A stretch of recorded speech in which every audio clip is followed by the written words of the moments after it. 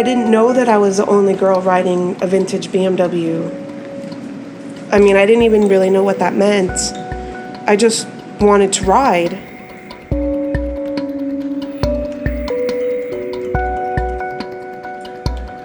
My name is Stacie B London, and I started the Eastside Moto Babes, and I race a Honda CB160, which is a 1968.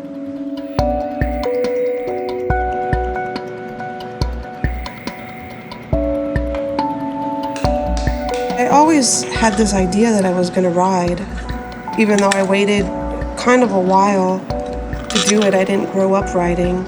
There was definitely something that happened when I knew that I needed to get a motorcycle in 2009 and knew that it needed to be a certain bike, not even knowing anything about bikes really, that I already had a picture of the bike that I wanted in my head.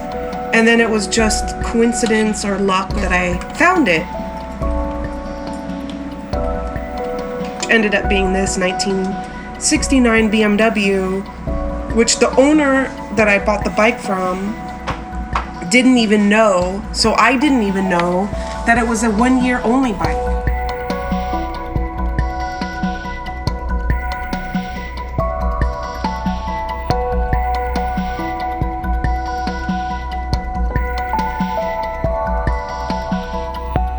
I didn't think about being scared of riding a vintage bike or, a 500-pound bike and what that meant, a kickstart only bike, when you're first learning how to ride, what that would mean when you stalled, and that it didn't have a side stand, it only had a center stand.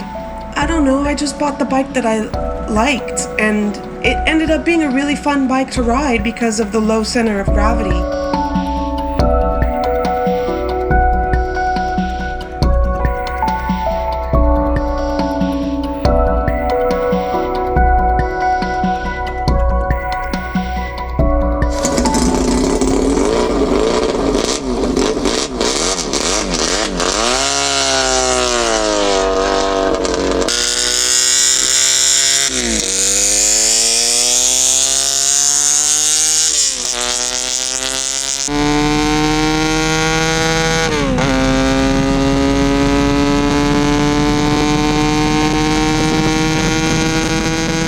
The closest vintage race to Los Angeles happens once a year at Willow Springs. So that following April of 2010, I went to the races, and it just blew my mind. I mean, what a completely amazing, visceral experience it was. The sound of the bikes, the smell of the gasoline, the excitement, it just inhabits your whole body.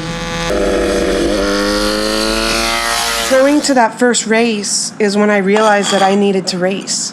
That there was nothing ever more clear to me that I needed to experience what it felt like to do that. I didn't really know what that meant, that I was going to be in the shop every night for like 3 to 4 hours, and then every single weekend prepping my bike. This isn't going to be the fastest engine, but it is going to be a really well-built engine. It was going to be finished for Willow, but then I got hit by a car and had some pretty serious body damage that I had to recuperate from. I broke my left collarbone and hit my face. I was wearing a full face helmet, but it hit my face so hard that I had some whiplash because I hyperextended my spine. And then a very large hematoma on my shin, the size of half a papaya. I was out of work for 2 months, kind of just had to be in bed and rest. Took my healing process really seriously so that I could get back out, to get back on this race bike and go around the track. That's kind of all I think about. And I think it's also helped my healing process because it gives me something to focus on, to look forward to.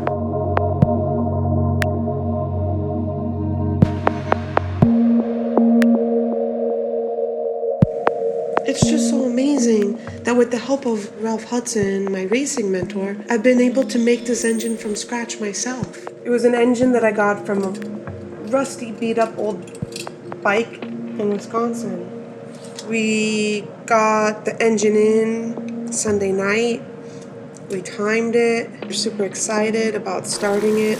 And there's just smoke bellowing out of the exhaust ports, along with flames, so you could actually see combustion working.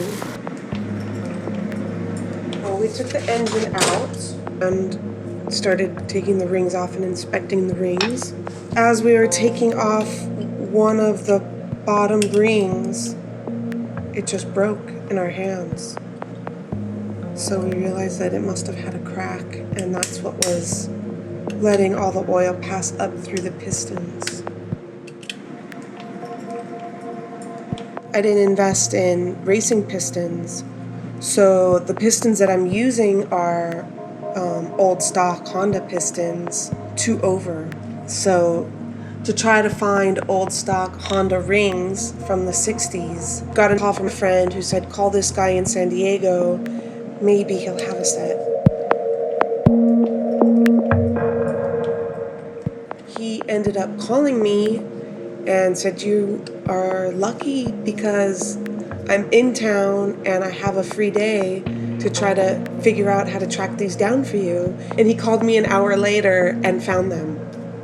He's like, I have them in my hand. Are you gonna drive down and get them from me? And I said, well, Bill, I found out that Greyhound will ship, and that Greyhound in San Diego at the bus terminal has a bus that leaves every hour on the hour. He ended up taking my word for it that Greyhound ships.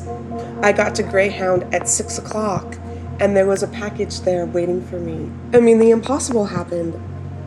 Rings from the 1960s from a 175, very specific engine, 2 over rings that I could find them in California, in San Diego, and then have them in my hands in like a few hours.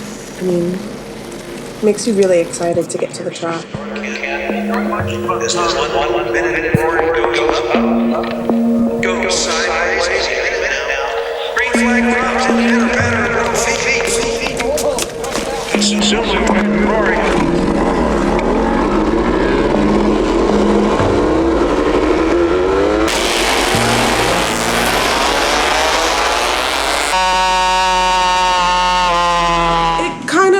From girls posing on bikes and being pinups to now the pinups are riding.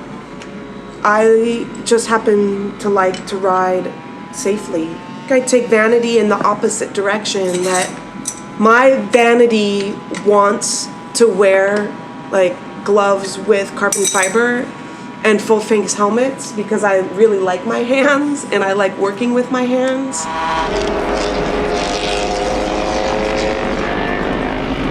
Utah went really well. The Le Mans start was flawless. Had some good battles. Made some passes. Like, I don't know what more you want from first races on a fresh engine. But also, for me, not too much, because my job is to bring the bike back. The difference between getting 9th place and 10th place, if it means like overdoing it, I'd rather be safe than sorry, especially for this season, the way this season has gone. That the goal is to get to Barber, which is the last race of the season, and just have a nice, mellow, easy season. I'm not in any kind of points race. I already missed like 4 races that I was planning to go to because of my injuries. I think with this fresh engine build, I'll be able to do some track days and work on my technique. I really need to work on the way I enter a turn, because I've developed this bad habit of early apexing, which I don't know where that came from. In racing, at least what I'm starting to learn, is that you wait until the last minute and then you do it. And I was doing the opposite. I knew a turn was coming and I would just start to turn before it was time.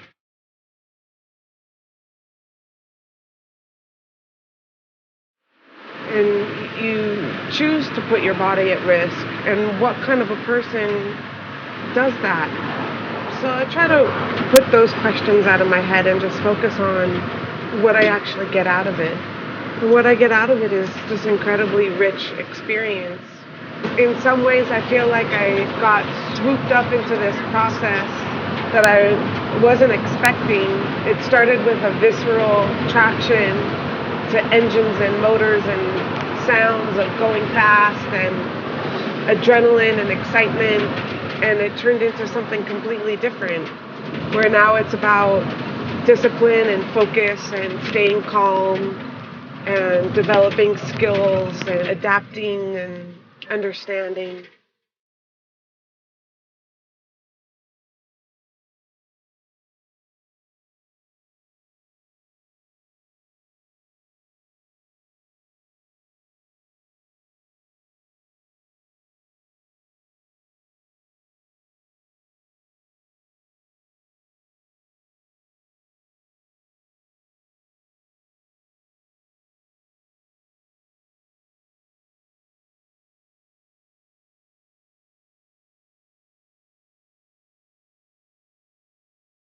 I would like to be in the top 5.